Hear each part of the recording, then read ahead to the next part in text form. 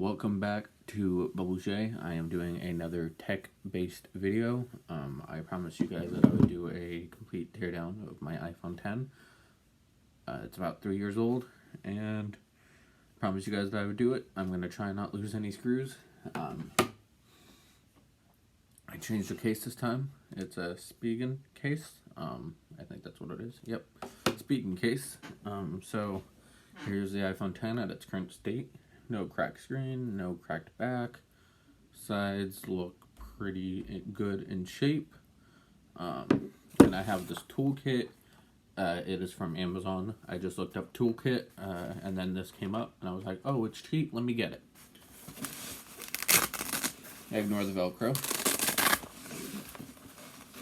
I have a bunch of tools that I can use to take apart this phone. This phone's already turned off. As you can tell, like if I was pressing it right now, it would probably turn on. It is completely turned off. That's what you have to do when you do a phone repair.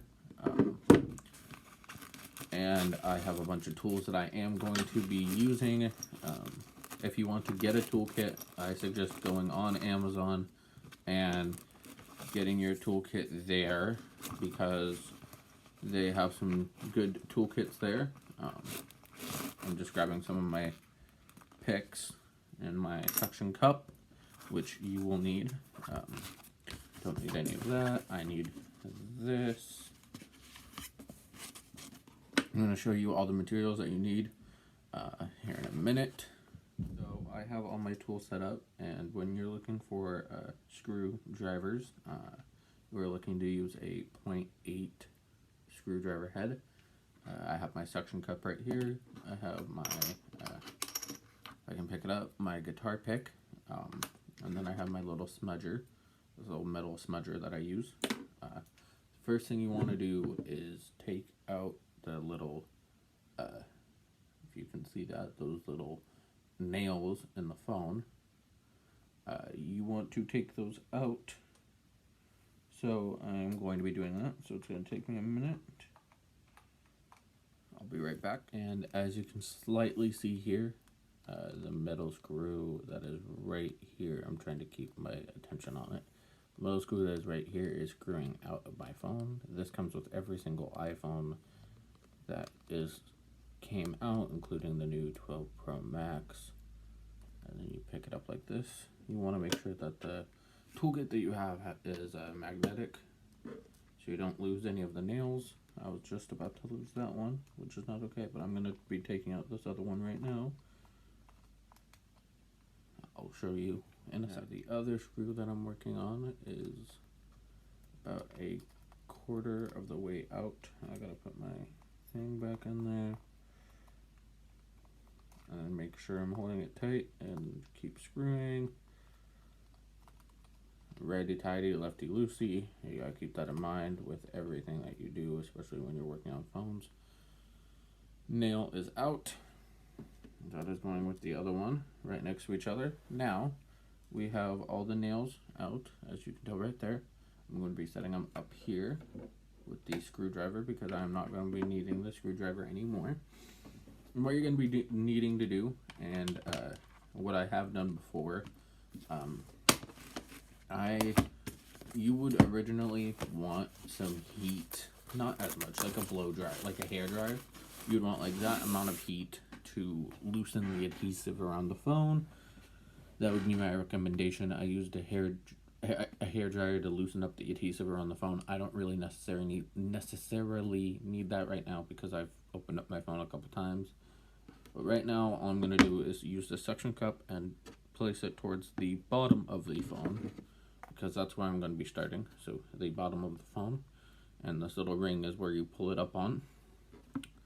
So if I can get a good angle, I can show you what I'm doing while I'm doing it. So I'll be right back. Okay, so I'm going to be filming a time lapse. Don't mind the Gatorade and my messy desk, but I am going to be doing a time lapse of me taking apart my phone. So here that is.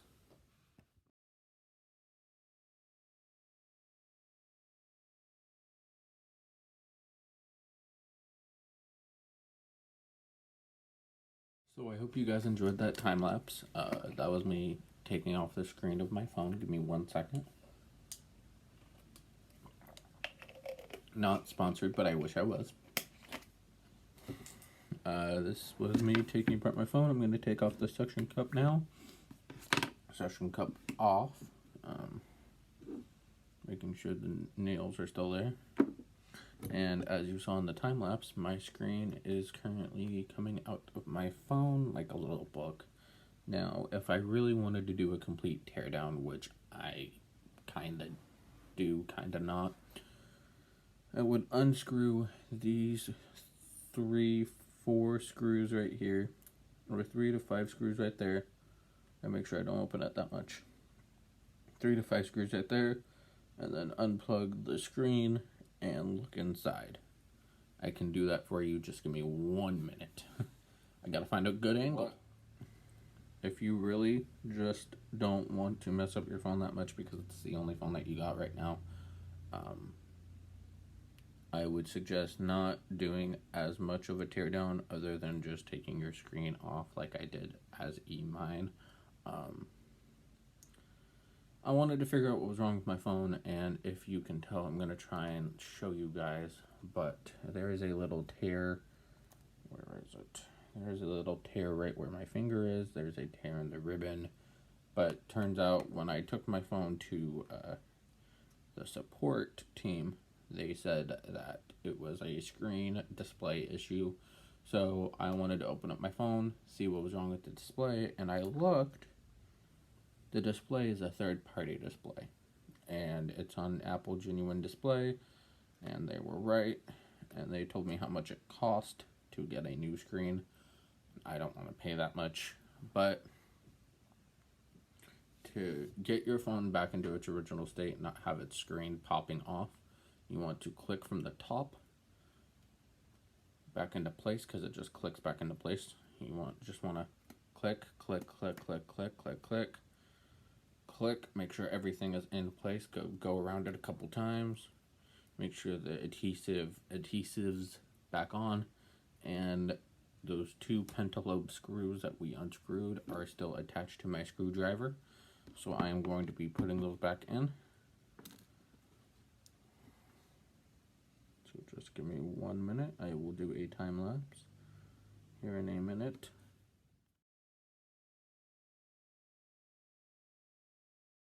Now every phone repair person's worst nightmare is repairing a phone and not having it turn on. Now, I know the comments are probably going to be like, dude, you didn't even mess with the cables or anything in your phone, so it's more than likely going to turn on.